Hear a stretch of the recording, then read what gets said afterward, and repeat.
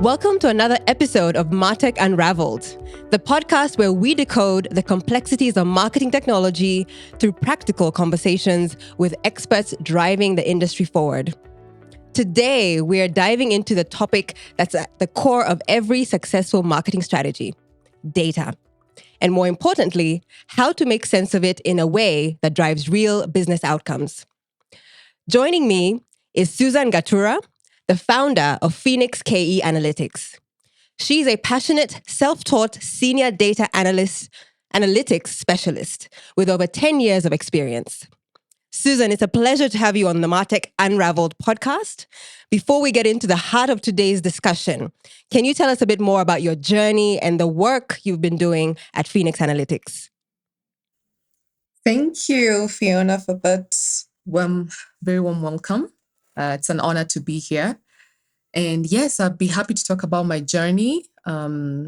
Just as you've mentioned, I am a senior analytics specialist, but my journey has been quite unconventional. I did not have a technical background, or even when I got into data, it's a field I did not even know existed. So a lot of the learnings or the skills that I've acquired through online platforms such as YouTube and Google, because back on the day, we didn't have ChatGPT and all these AI tools that have come about. So it was like literally being thrown in the deep end, and you have to learn how to swim, you know? But it's been a journey that I'm very grateful for because it also spoke to my strengths, and I feel so content being in this field. And it's because of my journey and how I found myself into it without any resources, without any mentorship, that I came to found Phoenix KE Analytics. That was 2 years ago.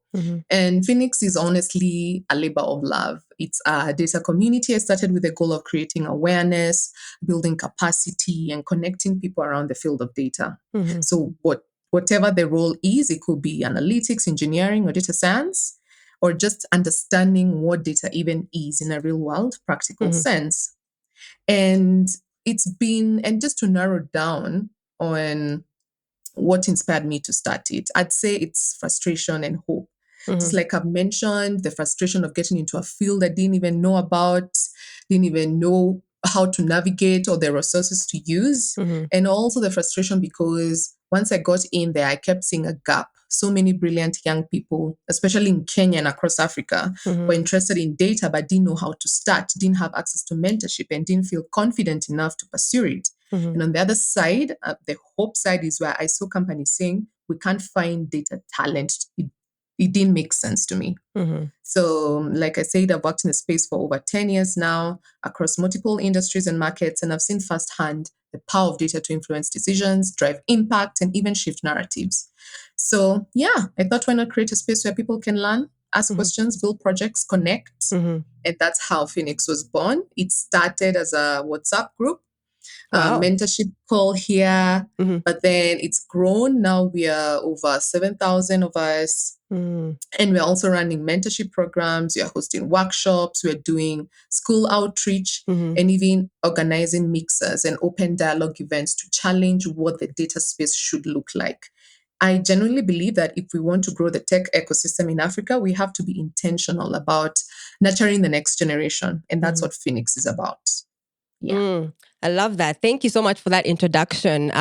It's interesting if I just reflect on, how, we met and how we reconnected. Our paths crossed many years ago when we were working at a particular similar organization in the e-commerce space.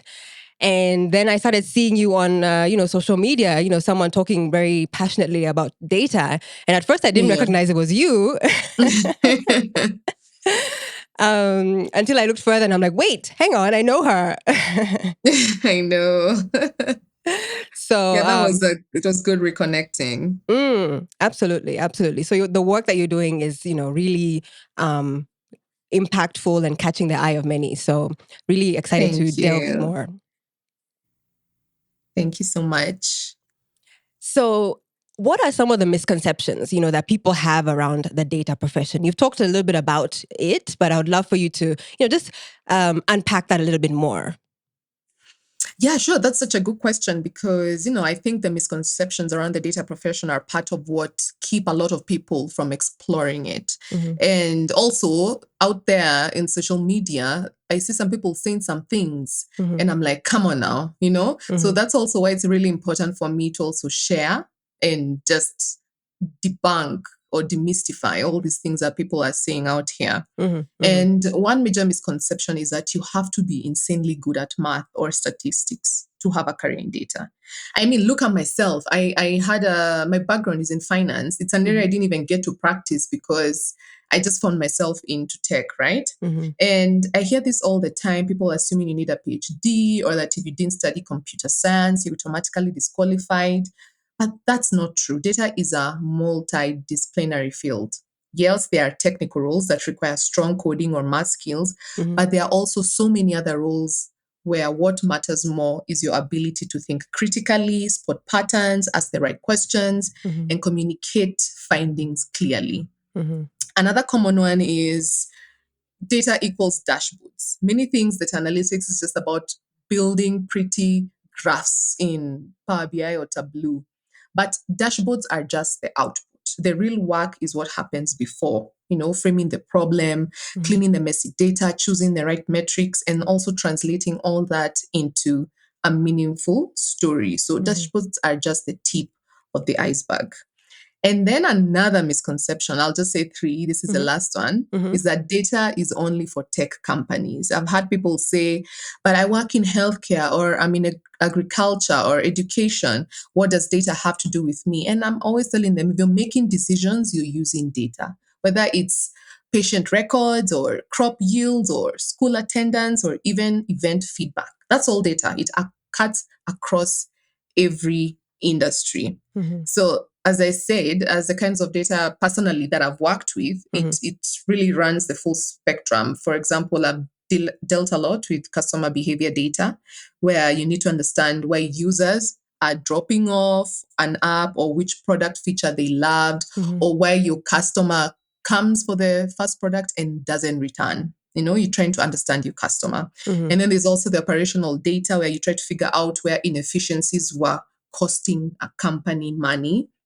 There's also education data, such as the kind that I analyze for Phoenix for our Mm-hmm. community programs, where we monitor, learner progress, engagement, and also the impact to also improve our mentorship program. So when we say data, we're really talking about everyday information that tells a story. It's not this abstract, intimidating thing. It's just a mirror of the world around us. And Mm-hmm. learning how to work with it gives you superpowers in today's job market. Yeah. Mm. Ooh, I like that. I like that. For sure. I think the one about, you have to be super good at math or super technical is one, Yeah. really big one that makes people shy away from, really just delving into very simple numbers that are easily available to them. Mm. Um, 100%. And also another mhm, thing is people normally run away from the math and everything because their idea of math is what they learned in high school. mhm, And to be honest, that is not a good example of how you should be taught. So okay. people have so much trauma when Mm, they hear math and they remember how you're being taught in high school and they're like, that's not for me. mhm, But I also have so many friends who thought the same. mhm, And then now, once they got to university or they got to the job market, they came to realize, it's just the approach that was used. mhm, It's really just a mindset thing and you just need to change your attitude mhm. about it. Yeah. Yeah, yeah, for sure, for sure. Yeah, there's a lot of trauma from school about mathematics. Yeah. Okay, okay. So, I mean, data science has received a lot of attention in the last few years. However, Mm. this is just one discipline in the data profession. So, could you help us unravel the different roles within the data ecosystem and what skills are required to thrive in those different roles? Yeah, definitely. You're right. Data science has definitely become a thing in the last few years, especially when they start saying data science is the sexiest job of the century. Wow. I'm Mm, telling you, we've seen a flood in the market. mm-hmm, But it's just one piece of a much bigger ecosystem. I like mm-hmm, to think of the data space as an ecosystem with different players, like a relay team, each with their own role, but all working towards the same goal. And that is helping organizations make better data-driven decisions. So let me break down a few of those roles. We have the data analyst. That's where most people start. So they normally collect, clean, and analyze data to help answer business questions. So, for example, why are your sales dropping in region X? Or which customer segment is most profitable? That's a data analyst. And the skills that they'll need is Excel, they will need SQL, they will need data visualization tools such as Power BI or Tableau, critical thinking and storytelling, because it's not just about numbers, it's about insights. And also you'll find some analysts also using Python or R, and which can be a bonus as well. Then we have the data scientists. So now this role goes deeper. It's more advanced, often requiring predictive modeling and machine learning. So they normally use algorithms and models to forecast future trends. So you could say a data analyst is descriptive analytics and a data scientist is descriptive. So for example, predictive. A data scientist is predictive analytics. So, for example, they could be answering questions such as which customers are likely to churn, or can we predict demand for our product next quarter? That's where a data scientist comes in. And the skills needed are strong coding skills in Python or R, statistics and probability, machine learning libraries. We have data wrangling and advanced analytics, and also communication skills. That one cuts across the board for everybody, because at the end, you have to communicate your models or your dashboards. Then we have the data engineer. These are behind the scenes people. They are really, really important, but I've come to realize a lot of people don't really understand, or it's very underrated right now. They're the ones who build the infrastructure. They make sure the data is flowing from various sources and is usable by the data analysts and the data scientists. So they basically design and maintain the data pipelines and databases. So without them, there is no clean, reliable data to work with. Literally, the analysts and the scientists their work will come after the data engineer is done. And their skills are SQL or NoSQL databases, of course, programming languages like Python or Java or Scala. Then there's a cloud platform such as Amazon Web Services, we have Azure, we have GCP. They also need to learn about ETL processes. This is where now you extract, transform, and load the data, and many other big tools that I don't want to mention and confuse people here. Those are I'd like to leave it there because those are the main roles, and the other roles that come after that, these three roles are the foundation. But of course, we do have the no-code roles, and I'll just mention the no-code roles, such as the data governance roles. And this one is going to be in demand, especially right now in this age of AI, because as data grows, so does the need for structure. So the data governance specialists, they ensure data quality, compliance, privacy, and also proper management of data assets across an organization. So they need to be very well versed on policies that surround data. So as you can see, it's not a one-size-fits-all field. And the beauty of data profession is that it's incredibly versatile and there's space for different strengths. So it's just for you to check out the skill set that are required and identify where your strengths and interests lie, and then building those skills to match that path. Yeah. Oh, wow, that is so insightful. Like there's like something for everyone. Like if you want to be super hardcore, you can, be a data engineer and a data science. If you want to be more, analytical and more, well, all of them require storytelling and communication, but maybe the data analyst is more front end facing. If you want to be more front end facing, you can be a data analyst. That is really, really interesting. And I love the fact that you also, talked about, because I think when we think about data, we always think about the end product, but not really how it got there. Yeah, exactly. That's the thing. People, they really do need to understand the whole data life cycle. It's going to be very helpful. Yeah. Exactly. And how to integrate certain, platforms, because when you're talking about different data points, they're usually from different software. So how do you integrate them? And that's where a data engineer would, know the structures of databases and what to integrate and, all of that. Exactly. This is really interesting. So if we had to recommend, one underutilized analytics tool or technique for marketers, given that this is a marketing technology podcast, what would you recommend? What would you say that underutilized analytics tool or technique that the marketers who are listening to this should be leveraging right now? What would that be? So if I had to recommend one tool that marketers are definitely underutilizing right now, it would be Excel. I am a Excel evangelist. I'm telling you, Microsoft need to start making me an ambassador or to pay me at this rate. Because I know it sounds simple, but Excel, especially with features like Power Query and Power Pivot, it's incredibly powerful. So let me talk about Power Query and Power Pivot. Yeah, Power Query is one of those features that can save you a lot of time. It helps with data cleaning, transformation, which is something marketers often do manually.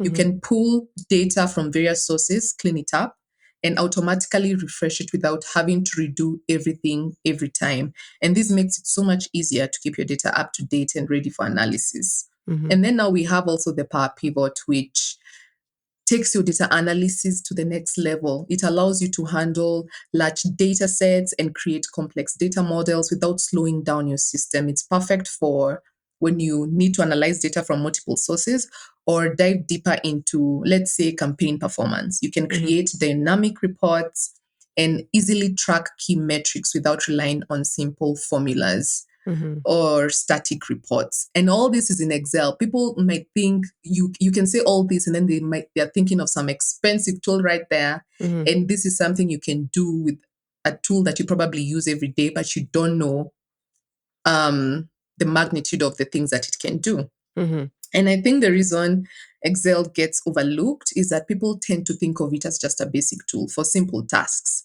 like summing or just budgeting or making quick lists. But once you start using some of the functions, like I mentioned, the Power Query, you realize how much more it can do. You can create real-time reports, you can focus trends, analyze data in ways that are often reserved for more advanced tools. And just in Excel.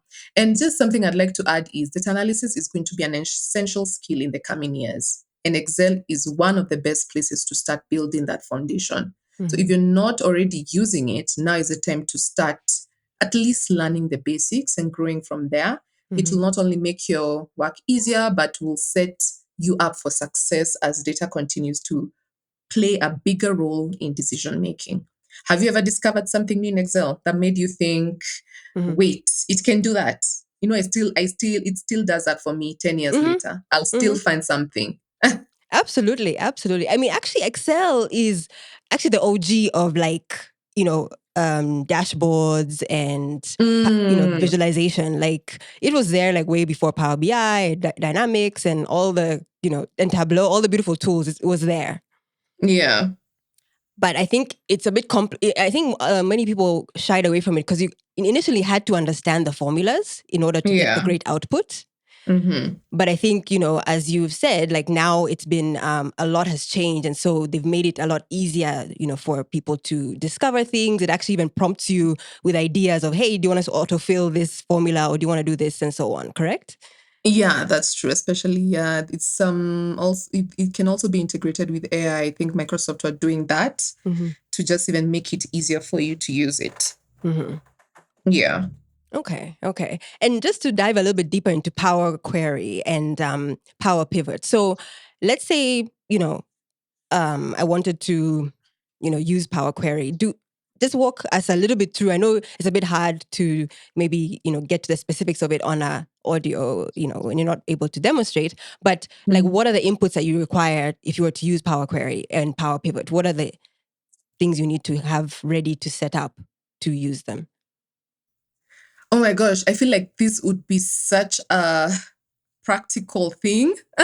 It would be such a practical thing for me to to explain, but it's, yeah, because I need to have the Excel to show you how to go about it right now. How to also, there's a point in Excel where you have to go and load your data or choose where your data is coming from, and then transform it. Once you're Okay. there, that's where now you remove the unwanted columns. That's where you merge columns. That's where you remove duplicates. Or if you have multiple files, that's a place where you merge them. And then once you load it and it applies, now you're able to play around with it. But I feel like right now it would be really difficult for me to speak through it without actually showing you how to do it. Yeah. Fair enough. Fair enough. Fair enough. But what I understood or got from that is you need to have your data sources, some data sources that you're pulling from. You need to have an idea of, what you want to clean, or have an eye for looking for like where the, anomalies are, so you can clean it. Exactly. Yeah, that's really important because, at the end of the day, you're trying to derive insights. So you need to know what should be here, what shouldn't be here as you work on your analysis. Yeah. Okay. Yeah. Another interesting question I think that I've encountered, I think with also data, is, and you touched on it a bit earlier, is like knowing what questions to ask. Because I think sometimes, managers or people who are seeking answers from data, when they're requesting for the data, it's hard to know, how do you get the best output from, your data analyst if you don't know the right questions? So how would you recommend like someone who's a manager or someone who's in need of answers to have the right questions? Because if you have the right questions, then your analyst is able to extract the right data for you. Yeah, definitely. And, as a manager, you already have your domain expertise and you're going to an analyst because you have a problem, right? And actually, then that's why context is everything. Because even myself as an analyst, before I dive into all the technical stuff, I'll start by asking the big question, why does this matter? I'm the one to ask the question because I'm the one who's doing the analysis, right? I'll ask, why does this matter? What's the story behind the numbers? People will listen a lot more if they know why they should care in the first place. Like, for example, if I'm showing that sales are up, I shouldn't just stop there. I need to explain how this impacts the business and why it's a big deal. Like, before any analysis, you really, really do need to understand the problem because you want your analysis to help solve this problem.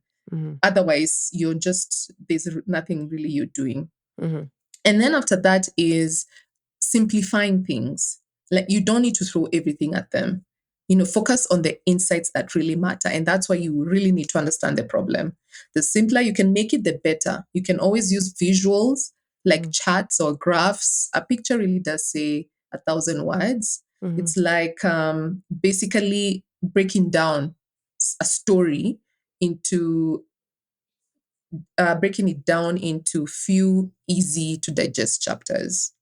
And then when you go through the numbers, you try to tie them back to a bigger narrative.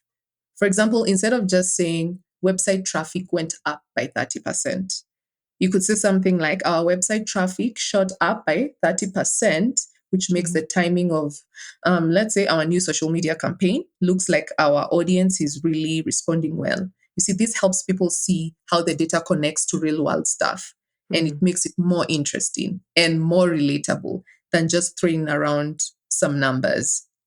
And at the end of it all, it's very important to make it actionable. Like, this is key. Once I show you the data, I need to also make it clear what needs to happen next. Don't be there leaving, your managers or your CEOs wondering, okay, so what now? Okay, you've told me about all these numbers. So what now? So you need to give them some clear steps based on what the data is showing. For example, if you're seeing a dip in engagement, instead of just reporting that, suggest a plan on how to turn it around. And it's also so important to keep in mind who you're talking to. For example, executives don't want to be bogged down into many details. They don't have the time.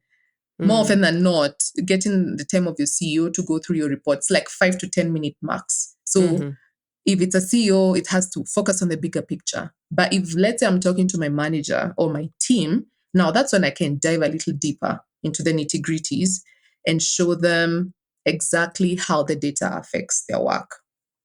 And the trick here is, if you really want to make the data stick, throw in some real life examples or scenarios that make people can actually relate to. People connect with stories. And that's why we have a data storytelling element in data analysis. So if you can tie your data to something that they've experienced or seen happen in real life, that is gold, by the way. And at the end of the day, storytelling with data it's all about making it accessible and actionable for people. So because when they understand the story behind the numbers, they'll be a lot more likely to care and take action. So think about the people that you're talking to. It's so important to consider your audience. That is always the first thing, because that also helps you work on your analysis and the story that you're going to tell. Yeah. I love that. I love the fact that you've just unpacked the storytelling side of data. What's the why? What's the so what? Why should I care? And what should I do after you've told me this, right? Yeah. I don't know, just now something popped into my head, how every year Spotify does the, Spotify Unwrapped, right? That's a storytelling element, right? Of That's data. a storytelling element for sure. It's so nice, but when you're listening to music, you really don't know the numbers behind it, right? And then every end of the year, they give you this Spotify Wrapped, and you're like, oh my gosh, this is what I was listening to this whole year. But when you're listening to it at the moment, you're not thinking this could add up to all this. So that's the beauty of, storytelling. Yeah. Yeah. But all the behind the scenes work is all what you talked about, what the hardcore data engineer who's put the databases together, the analyst who has analyzed the data science who has done predictive, modeling around all of that. And then we, the consumers, get the pretty story to tell us. Exactly. Very, very true. Awesome. Okay. So as data privacy regulations become stricter in Kenya and globally, how should marketers balance the need for data-driven insights with a growing demand for consumer trust and transparency? Okay, that's a really, really good question. And let's be honest, most Kenyan companies wouldn't care less about data privacy until they get hit with a fine or have to deal with an angry mob of customers on Twitter, or X, as they call it nowadays. But there are new data privacy rules popping up everywhere. And marketing especially, you guys need a lot of data because you need to understand your customers. But at the same time, you have to make sure that you're respecting people's privacy and building trust. So it's all about, finding that balance. And first of, transparency is key. Like, let your customers know exactly what data you're collecting and why you're collecting it. No one likes feeling like they're being tracked without knowing what's going on. So you need to have clear and honest privacy policies. Be upfront about how you're using their data and what they can expect in return.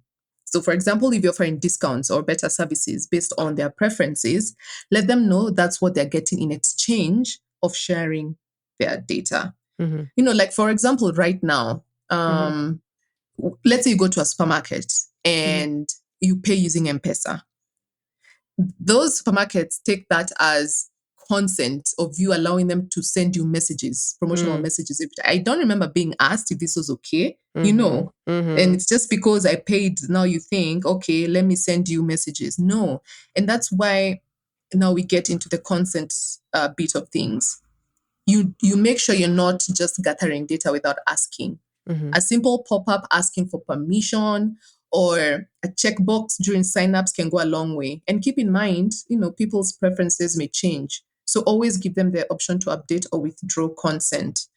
Right now, that's what they do. They will send you a message and then they tell you, if you want to opt out of this, you can send yes or no or whatever. Mhm. But I don't remember you asking me if you could use my number for this. Mhm. So that's where a lot of organizations also go wrong. And then also, at the end of the day, for example, in now marketing, you Mhm. still need to get actionable insights from the data that you have.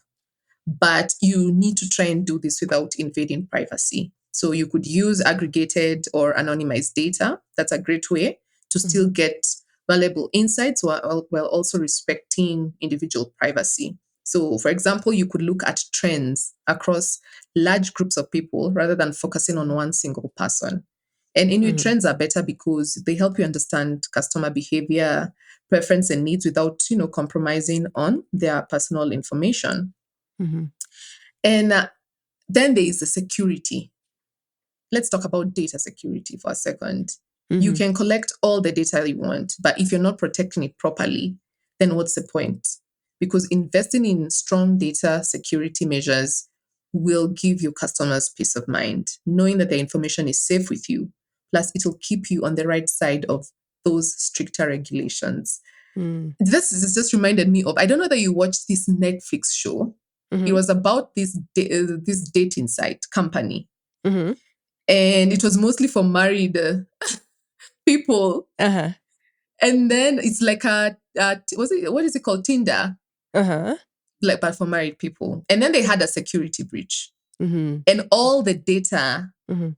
was released. Mm. So now you're just chilling, and Yeah. then you see your husband or your wife Mhm. is among these people who are in this site. Yeah.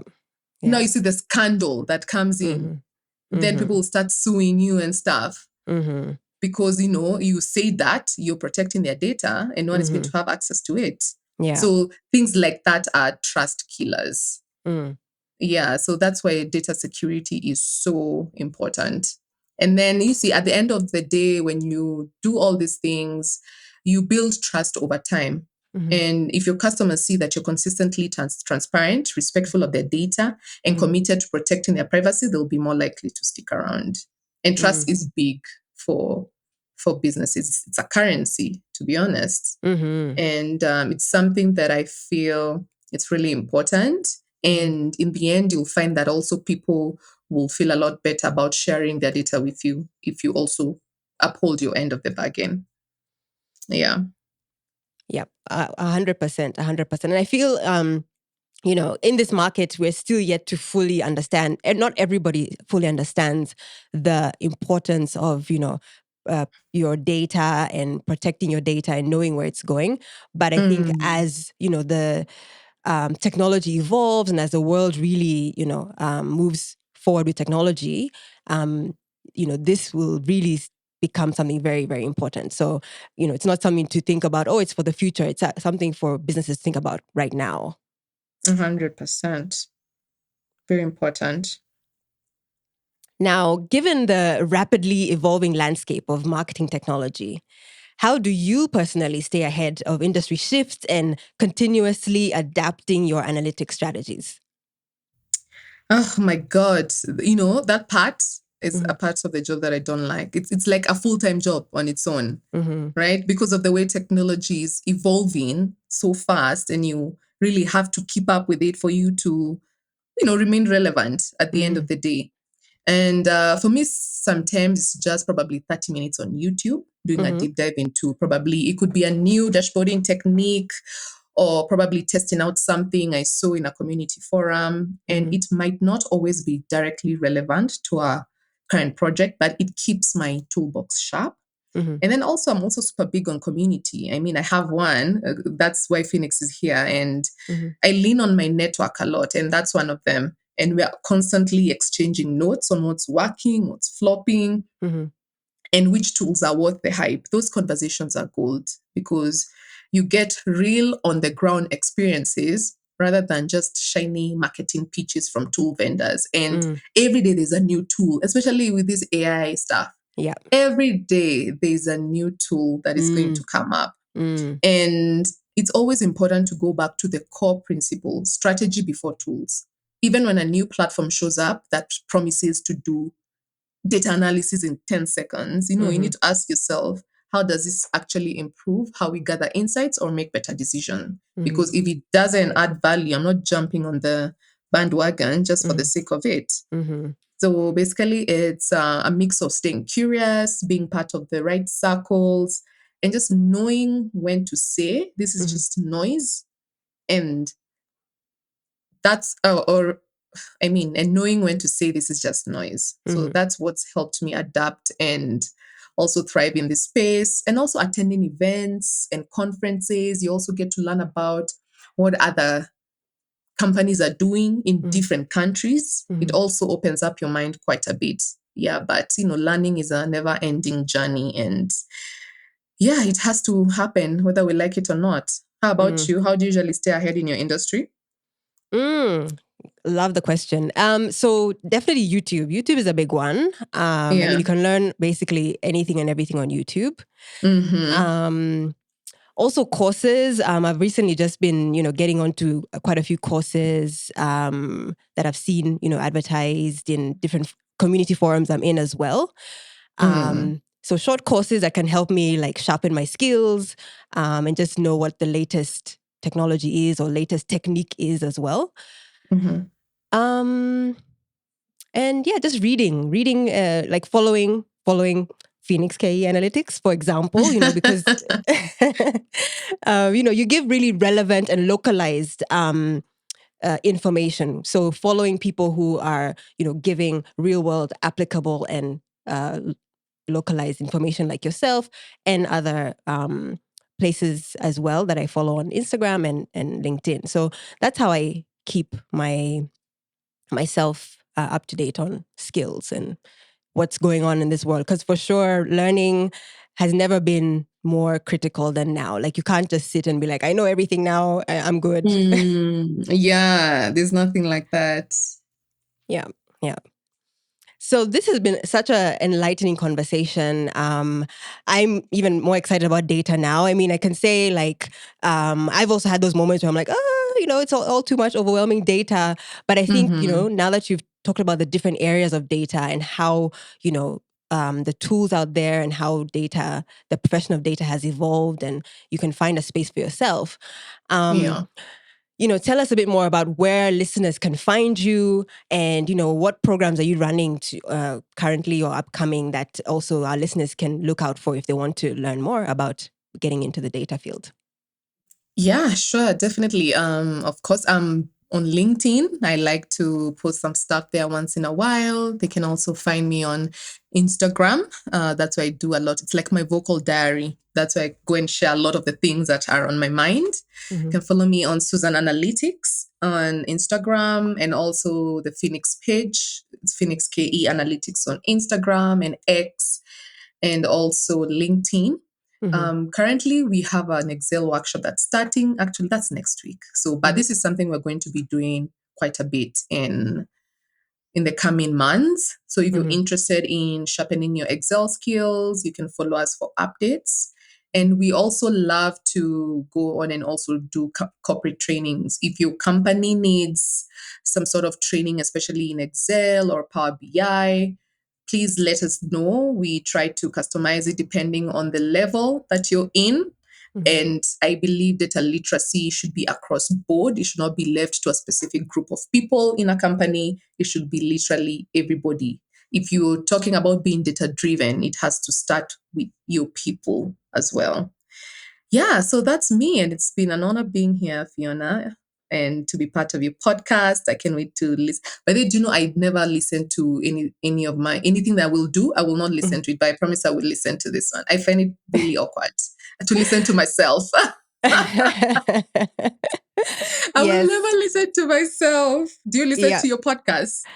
I do, but I think it's a common thing where people are like, oh, I don't want to listen to my voice, but I have to listen to make sure it sounds good and it turned out the way it should. So it's a common thing. I think everyone has a problem, but you just have to, if you have to, you kind of have to get used to it.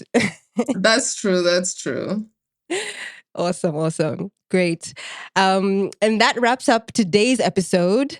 A huge thank you to you, Susan, for sharing such practical insights on the world of data analytics. If you enjoyed this conversation, be sure to subscribe to MarTech Unravelled on your favorite podcast platform and also leave us a review. It helps others like you discover the show.